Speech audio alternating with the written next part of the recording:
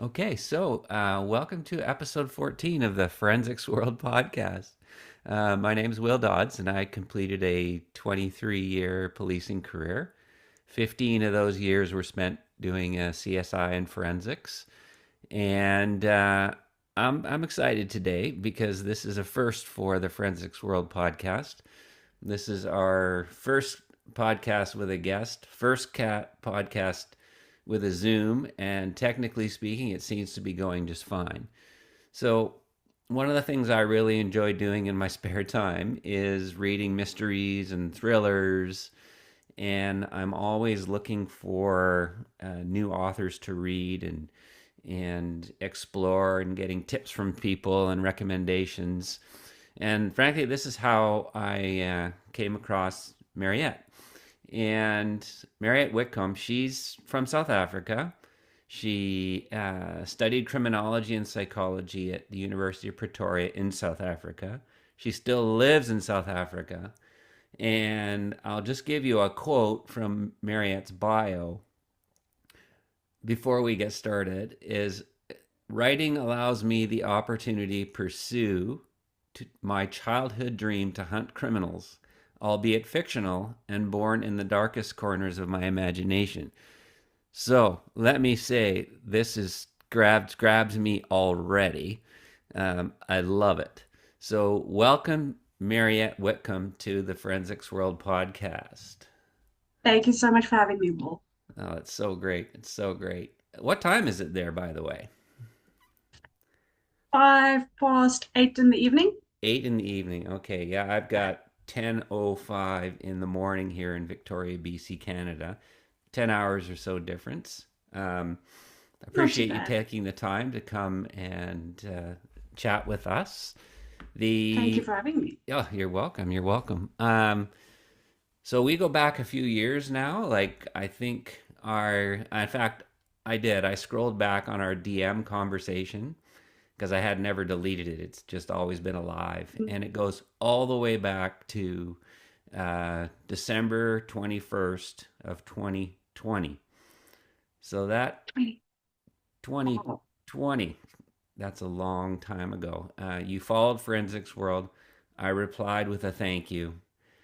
And since then, we've been going back and forth. I guess you could say it's a friendship born on death, so to speak.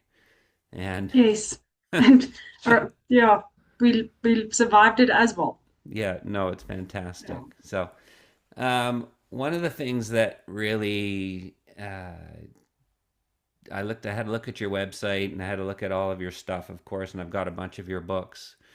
But I was curious about this quote that you have on your front page of your website, and it's he who fights with monsters might take care lest he thereby become a monster. Why that quote, Mariette? It actually still spoke to Finley and my original first character and her struggle of hunting criminals and not turning into one at the same time, but remaining a vigilante and pure at heart, if I can call it, yeah, if I can put it that way. Ironically enough, I'm actually thinking of updating that quote Mm-hmm. and changing it. I just need to find out who is the exact person who said it because apparently Edmund Burke was not the person who said this, but it is um, evil prevails when good people do nothing. Oh, It's something to that effect. And I think that actually speaks a little bit more of how I've evolved. But back to the original quote, you worked in the police for so many years, and the things that you saw, and the amount of times that you stared into the abyss, mm-hmm. into that darkness, and into the darkest corners of what someone else is capable of. That's why I added that quote, was Wonderful. out of my respect for the victims, first and foremost, but also for those who fought and still fight the battle of good prevailing Yeah, and no. not turning into that evil. And that's where the vigilante thing comes in because it's so difficult with everything going on in the world to just remain positive and not wanting to take matters into your own hands. And I mean, that's a global thing. It's not just South Africa. No, absolutely, absolutely. No, I just thought it was an interesting quote, and your bio comment, your quote, it all kind of just drags you in to try and get some insight into what's going on in that mind of yours. You mentioned quickly Finley. I know your books. You've got a four-book series with Finley as being the main character. You've got the Skull Keeper, which is a standalone, and you're working through a death trilogy. Let's talk a little bit first about the Finley series, and that's what I've got one. I've got number four. I've got a couple of them here. This works weird on this camera, but anyways, I have two in hand, and I had two on my Kindle. So I've I read need all to get the other four, two too. and it's fantastic reads. And I'm just curious. Tell me something about Finley. Like, where did Finley come from? Like, what is she all about? I've often said that Finley saved me long before she saved any fictional characters because I had severe depression and burnout when I started writing. And Finley she just took on a form of her own. So I had this idea of a book. I wanted it to be real. Something that's very close to my heart is military veterans Hmm. and what they go through and how they're not supported enough in the aftermath of what they've experienced. Again, a global issue. And I wanted to write about a soldier who returns home and what that complex PTSD looks like to an extent, but also how she then has to start battling with her own inner turmoil, but also what is going on around her in the world. So I think I've always been, I mean, I studied criminology and psychology. I wanted to become a profiler. Who knows? I still might one day. Hmm. But Finley was, someone actually said she's my alter ego, but also my outer shell who protects me. And that is true. Finley literally saved me from depression. Writing saved me.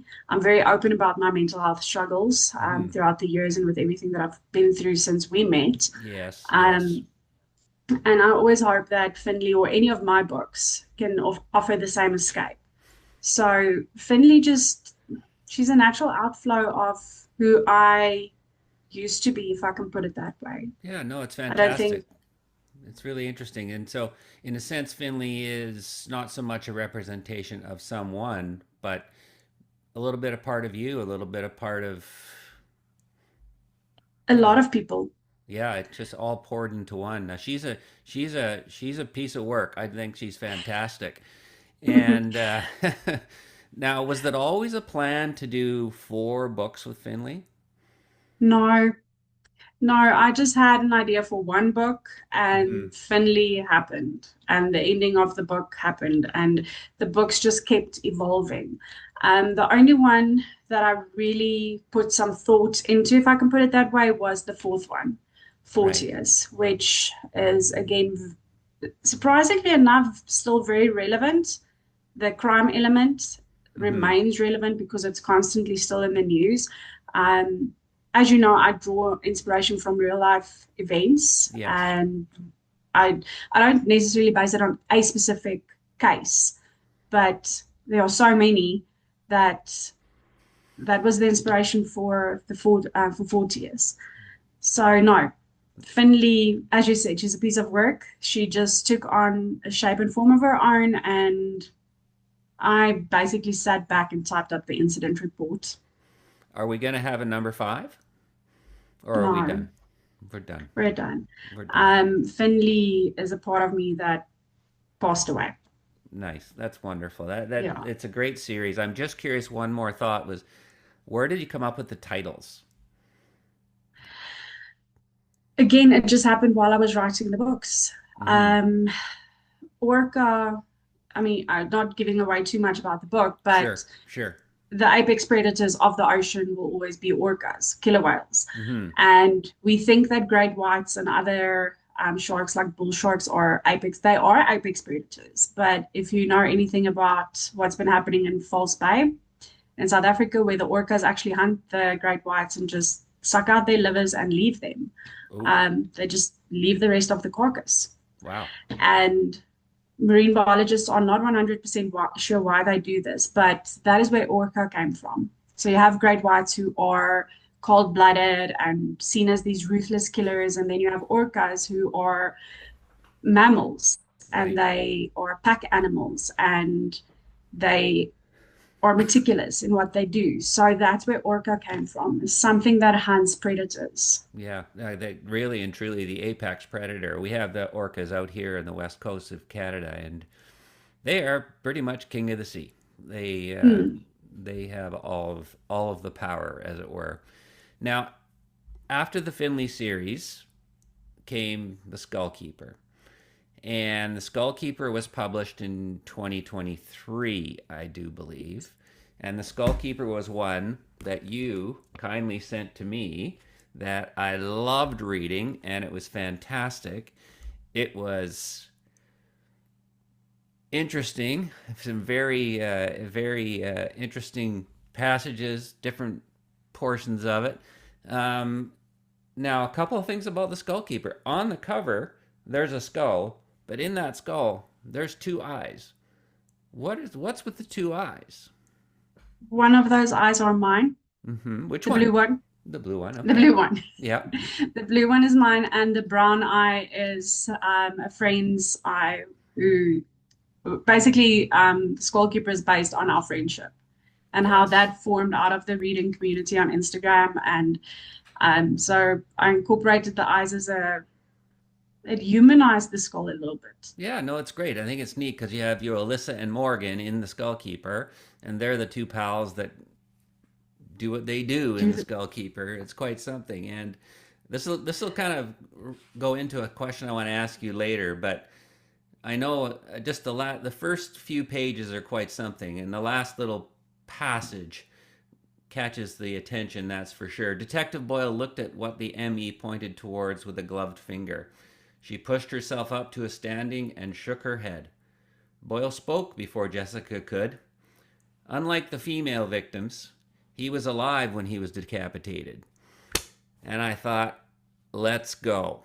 Let's go. Where is this book going? Tell me about the Skull Keeper. Can you give us a little bit of what it's all about?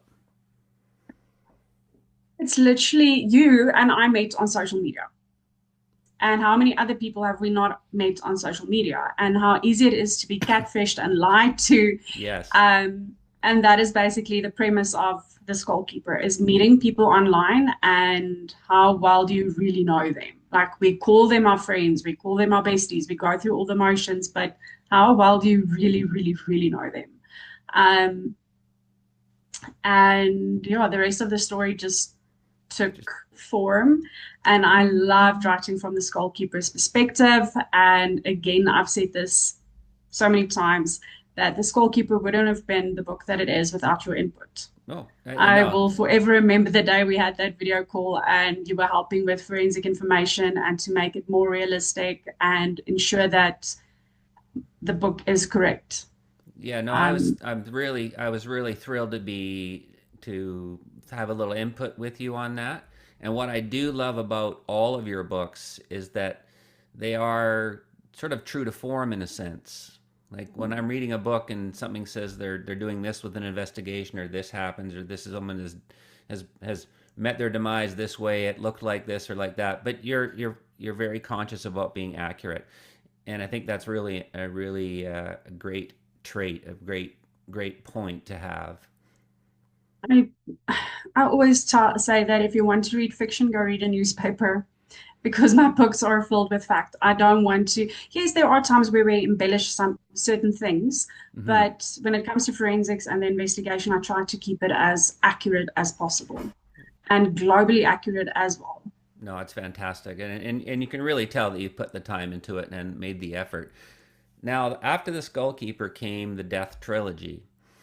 Now, presently, it's sort of a Death two, with the trilogy end to come later. Can you tell us a little bit about that series? And I have not read the first two books in the Death trilogy. They're definitely something I will get to. But can you give us a little bit about that trilogy and what may be coming part three, if it's in the works? Any thoughts on that? Definitely. The trilogy it can be read as standalone novels, although it centers around the three Taylor siblings. So the first book, the inspiration for that actually was facing your greatest fears. And what if someone uses that against you? Some major trigger warnings to an extent in that book. Well, all of my books actually, Yeah, but I mean, you know what you're going to get when you pick up a psychological thriller. absolutely.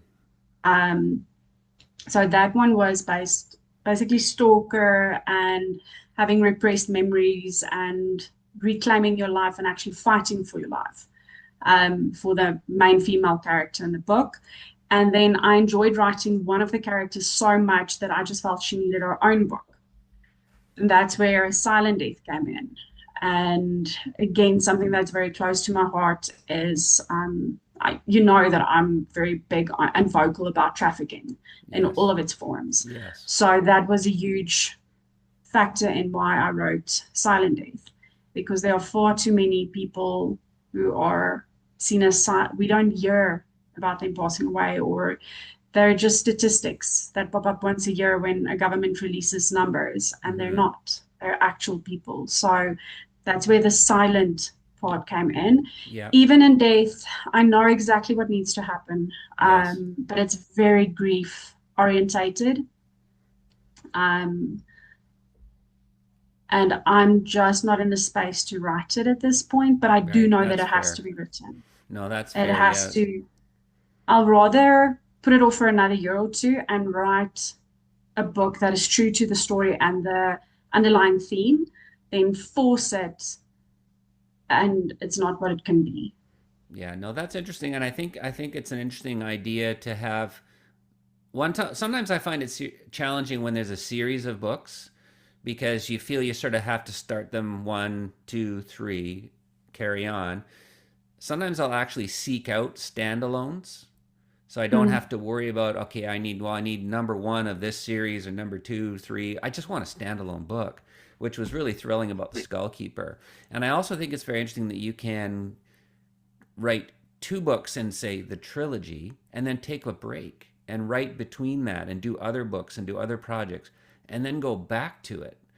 And I mean, obviously, I'm not an author. So the ability to be able to get through it and then leave and then return to it, it's got to be super challenging. That's for sure. I'll tell you once I'm done with Even in Death. This is the longest that I've taken a break from a specific world, if I can put it this that way, because the Death trilogy technically is standalones. Mm-hmm. It can be read as standalones Sure. because of the crime element and that. It's just the siblings who are related and the family and the basic characters, but that's just a side factor. So I think a lot of my characters have bits of me in them, Mm-hmm. little bits of myself, or it's basically bits of my own personality, or they become so in they're part of my imagination. Mm-hmm. So what I also do is I have a very specific playlist per book. So whenever I'm writing or editing or anything related to that book, I listen to a specific playlist and it won't carry over to another book. Oh, And that interesting. also helps putting me in the correct mindset for that book, that Yeah. scene, those characters. No, that's fantastic. That's interesting. That kind of gets you channeled into where you want to be in your headspace. Mm. One more question about what's already been published. You created the four Finley books, and then the next was the Skull Keeper. When did you start writing the Skull Keeper? And had you finished all four Finley books, or was the Skull Keeper kind of brewing while you were doing that series? A lot of a lot is I'm drawing a blank on a lot of things surrounding 2021 and that period in my life Hmm. and prior to that. But I actually had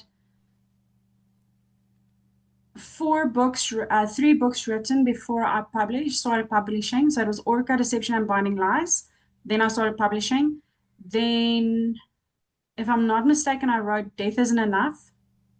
Then I wrote Fortius, and then I wrote Silent Death, and then The Skull Keeper only came after I had. The Skull Keeper is the last book that I wrote, but I Hmm. released Death Isn't Enough and Silent Death afterwards. Okay, so the release date doesn't quite jive with the creation date, Mm. and you've just presented us with your work as you see fit. Now that's really interesting, and like you've written a lot of books in a very short time, it seems to me. Now Yes, I have that's another amazing. one, and thank you. That's amazing. What is next, Mariette? What's swirling around in that mind of yours?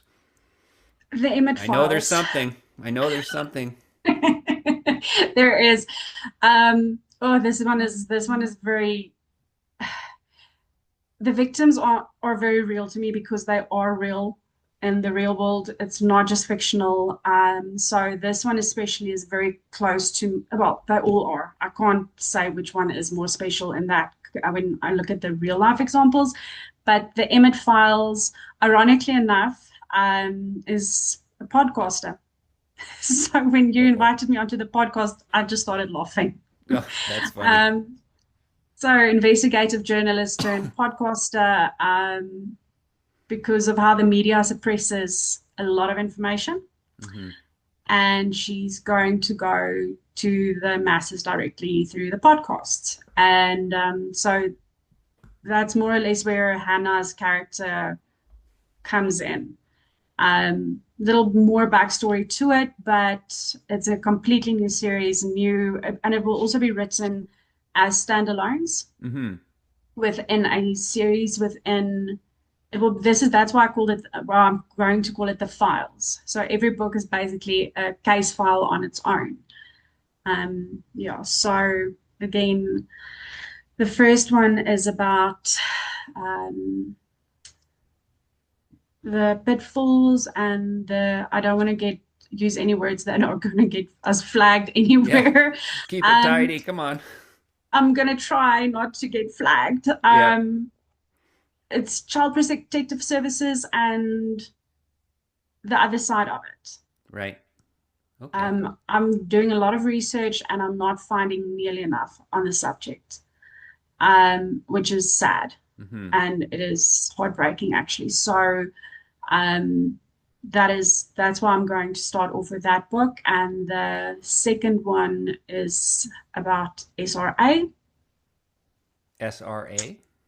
Okay. SRA, if you know what it is, you know what it is. Yeah. So that is the other one. It's also something that people kind of know about, but they don't really know about it. And I love educating through my writing. Um, if you think about deception and male instances of where men are the word that is going to get us flagged, Yeah. Yeah. Yeah. um, it's not spoken about. Hmm. To this day, it is very rare for people to speak openly about it. That's why I wrote Deception, um, because someone has to be a voice for the voiceless. And I kind of want to be that if I can to an extent. So the same with the Emmett Files. It's um, it's very subject heavy. Obviously, the just Hmm. the research on its own is taking an emotional toll on me, but I'm going to push through. I have to. Yeah. No, it's fantastic. I was looking so forward to getting my hands on those. That's for sure. So when you're writing, at what point are you confident that an idea is going to work for you? And following up with that, um, what's the furthest you've gone with a manuscript? Um, and then you've reached a point where nope, this isn't going to work. Forget it. Um, When do you know I've it's never going to reached that. work? Well, actually I've written other books as well, or manuscripts. I'm not ready to share them with anyone yet. There's a spin-off from Fortius, Oh wow. which will be the Fortius series. I wrote the first one in that series. It's done. It's been beta read. But I have to, when it's a series, you have to release them in succession or Sure. close enough, Hmm. just from an author business perspective. Although I try to steer clear of that and just put out in the world what needs to be put out in the world. Um, so the first one is done, but I also wrote the second one. Hmm. And I got halfway with that. And I realized, no, this shouldn't be No. in first person. It has to be in third. So I have to, it's about 50,000 words in. So I'm Oh, about halfway done with that book. Um, so I still have to go back and change all of it. so the story, in a sense, remains, but you're changing the perspective. Okay. Yes, I've never, the first time that I know that a book will work is when I type the end. Fair. Hey, that's right. You take a chance, go all the way to the end, and if it works, it works. No, good I for have a you. basic, I have a basic idea and I just let the characters or well, my imagination do their thing. That's fantastic. Um, Now, when you're writing your that works. books, sorry, go ahead, Mariette. I interrupted you. I'm No, sorry. no, no, no, no. Just You wanted wondering, to ask? when you're writing your books, do you have a target audience in mind, or are you writing to a certain audience, or are you just putting it out there and come one, come all to your books? The correct answer would be that I have a target audience in mind, but my first audience, I'm my first audience. Yes. I have to enjoy the book. I have to enjoy the story. I have to believe in it, think that it's realistic. And I think thinking that way, anyone who enjoys true crime, for Hmm. instance, or psychological thrillers, obviously, For sure. crime thrillers, procedural thrillers, those are those people would be my target audience. So Yeah. I'm basically my own target audience because that's all I read. Yeah, no, for sure. And I do, and I like how the procedural stuff, the psychological stuff, the mysteries, the murder, the crime solving, the characters. There's so much appeal to all your books. It's really fantastic. Now, let me ask you this. Eh, When I read a book, I'm very excited for the first 5 minutes, frankly. I'm cracking it open without cracking the spine. I don't like to crack the spine. But I'm looking forward to the first 5 minutes, and that's the first 5 minutes of Skullkeeper. Let's go. First 5 minutes of any James Bond movie. Let's go. Do you give thought to that first 5 minutes of your readers? Do you write that first? Do you know you've got to somehow make that first 5 minutes count? I only heard that for the first time after I had written a few books. Mm-hmm. I didn't go back and change Orca, Deception, or Binding Eyes. It just, their beginnings and endings are what you see. Well, all my books. I just knew with the Skullkeeper, I wanted to start with a prologue to set the scene for what will be addressed later on. Sure. I'm not giving any spoilers. So I No, had to absolutely. put that part in, and now I'm giving it more thought. Mm-hmm. But again, I'm trying not to overthink it because it's so easy to get that creative block and not being able to push past that first sentence or past the first paragraph. So I'll just start writing, and if I then eventually decide no, it's not good enough, I'll tweak it a little bit or I'll take it out completely because I might be wasting time with that entire chapter, Right. um, Right. and move it on. No, I mean, your books are wonderful. The first 5 minutes have been bang on, and sort of the next Thank you. 20 kept going. And I've read books where the first five was like, wow, this could be something else. And then the next 20 was like, oh, this is verging on getting boring again. Boring already. Like, come on. No, no, no.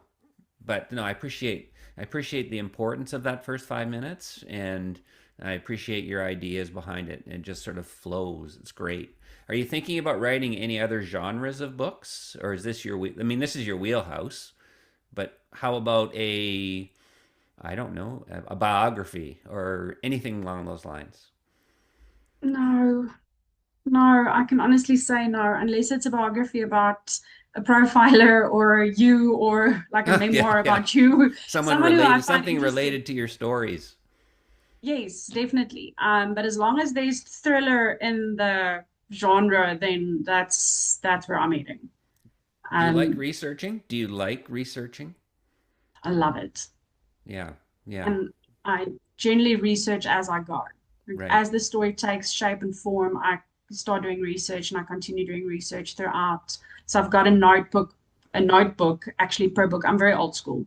I still like to write things down. Mm-hmm. Um, Even with 40s, I call it my murder board because of everything that was so intricate in that book. I had to create mind maps to Right. just link everything together and keep my facts straight. Yeah, you had to stay Um, organized for sure. and so I still like pen and paper. I'm very old school, Yeah. away my age as well, but I love being old school and just writing things down Well, it as I do my research. clearly it works for you. Listen, I mean, we wouldn't have met without social media. What are your thoughts on social media in general? Do you have a favorite platform? Do you concern yourself too much with it? Are you your own poster? Or like, what are your thoughts on social media? um, It depends. For an adult audience, I think it's a brilliant way to connect. It's a brilliant way to find like-minded people, especially if you think about people following you who are interested in forensics and learning about everything that you've been teaching us for all these years. And fellow readers and authors for myself. I've made incredible friends, you included, in this community. So, yes, there is definitely so many positive sides, but we've also had creeps Mm-hmm. crawl into our DMs. Um, People who have left me shocked, where I just blocked and reported and moved on. Um, for children, no. I am very much against online gaming. You'll see Mm-hmm. I'm often sharing posts and reposting about Roblox and all of these other things that's going on. Um, so it's that's the problem. Anything good can be turned evil. Mm-hmm. And it's such a fine line to see where it is and who should be on there and who shouldn't. I don't think parents should ever post photos of their children, especially when they are under the age of 18. Um, with all of these deep fake and AI stuff going on, I mean, I don't have to tell you, you know better than I do Sure, about all these sure, things. sure. So for me, it's just, I love being on social media because of who I've met along the way. Mm-hmm. Um, I can't say that I favor a specific platform. I think it's Instagram because that's where I found my feet as an author. Um, TikTok is still, it's a hit and miss for me, but I'm all over the place. And I know I need to niche it down and I hear all the advice and everything, but I'm trying to have fun Yeah. because so much of what I do every single day is being serious and being an adult, or at least trying to be an adult. That at times I just want to have fun and just post something silly, and it's just me being me. Mm-hmm. Mm-hmm. I think you Mm-hmm. can attest to the fact that who you are seeing now and who you see off screen behind the page, it's the same person. Sure, So if sure. I'm posting something silly, that is typical of what I would do in real life. Well, Yeah. if you meet me face to face. Sure, sure. No, that'd be fantastic. One day we will meet face to face. I think that would be fun. Let me ask you In this: Canada. you are obviously a very successful, prolific writer, author, publisher. It's fantastic. Now let's just take that career out of your mind. If you could do anything tomorrow, a new career, what would you choose? And you can't be an author again. Never ever an author again. No, it's a new career. You're going Okay. to start something fresh. No other responsibilities or people whose safety will be in question. Nope, you can just whatever. Like for me, I would, if I could do it all again and I had to do something different than what I did, I would be an emergency room physician. I don't know if I could get through all the train. I mean, why You're not? good. But You're good. that if I had to choose a new career tomorrow, that's what I would choose. What would you choose? Is being a vigilante a career? Well, family thinks so. Finley does. Um, I think a profiler. Nice. If I could, I think it's because I've always said that I can understand. the psychology behind the criminals. I Hmm. do. I think it comes across in my writing as well. Um, if I can understand them and get to them faster, then other people could be protected and saved. That's fantastic. No, I gave actually I gave some thought to what I thought you might lean towards, and I thought Mariette would want to be an investigator of some sort, something to do with people, something to do with looking into people and figuring out what they're all Mm. about. So no, being a profiler would be great. I mean, we used a profiler periodically in my work, and very interesting work, that's for sure. So, what do you like to do in your spare time, Mariette? Do you have Play spare golf. time, by the way? Considering all these books, I don't know how you have spare time. Well, the authoring is just one of my jobs. I have another job as well. But spare time wise, I'm trying to play golf. Golf. Yes, Okay. I'm golfing. Okay. So I'm still saying trying because of the handicap, and we do not discuss my handicap. I No, had a young we won't gentleman ask me discuss the your other day. handicap. I said to him, I would rather give you my age. You don't ask a woman her handicap or her weight. Like, that's it. I would rather say my age. No handicap. No Golf. handicap.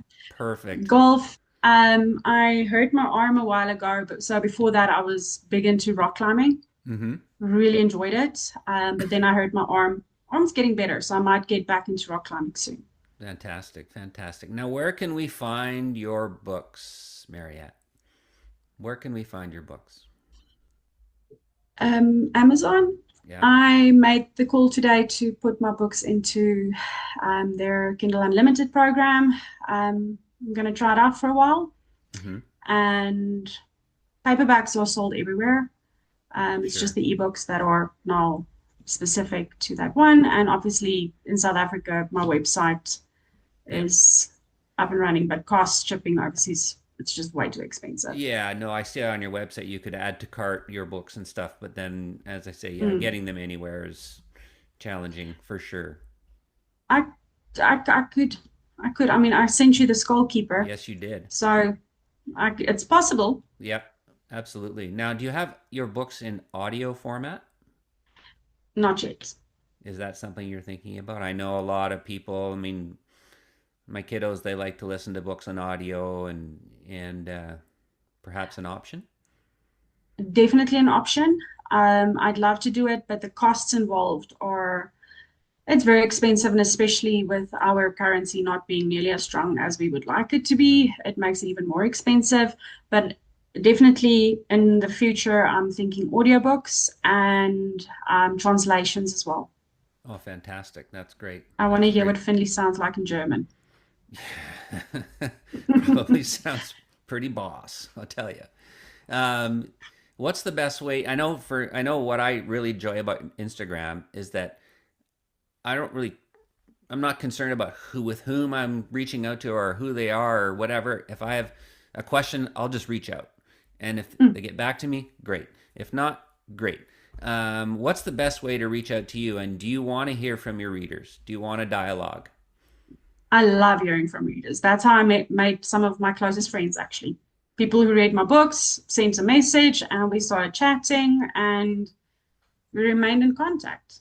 Yeah, no, I think that's wonderful. And I do, honestly, I think that's potentially one of the top three amazing things about Instagram, social media, Mm. is that ability to communicate with people that you would never even Yes. consider that they would even want to speak to you, like or even answer a Mm. question. So I think it's really fantastic. Is there Oh, anything that else is you want true. to bring up? Any other projects? Anything you want to talk about um, that we haven't covered? I don't think it's anything we can discuss online. Obviously, I'm going to have to um, contact you again for some help with the image files. For sure. Um, and yeah, and you, Yeah. how's being retired from the Oh, police? it's been fantastic. I have a bit of a side gig. I do about 3 shifts a month doing, and having fun with this and enjoying the opportunity to speak with people like yourself. And of course, our one of our themes of Forensics World and all the platforms is learn something today. And I can certainly say for sure, for a fact, Mariette, that I've learned something from you today. So I really appreciate your taking the time to be our very first guest, and you'll always be our first or my first, and perhaps we will have to talk again when the your next project comes to fruition. So thank you so much for joining us, and we will talk again very, very soon. Thank you very much for having me. And this is officially my first podcast. Oh, that's so cool! I love it. I love it. I Yeah, love it. look at us So go. that'll end. That'll be the conclusion of episode 14 of our Forensics World podcast. And I just want to remind everyone that you can find the podcast on Spotify and Apple Podcast, Amazon Music. Come and join Forensics World on Instagram and all the other social media platforms. And please give Mariette a follow. Um, Type her name into anything, and you'll find the account. That's for sure. Give her a follow. Give her a support. Send a comment. Send a DM, and you won't regret it. It's been really lovely talking to you, Mariette, and we will talk again very soon. Thank you so much for having me, Will. I appreciate it. Take care so much. We'll talk again. Thanks. Bye Bye. now.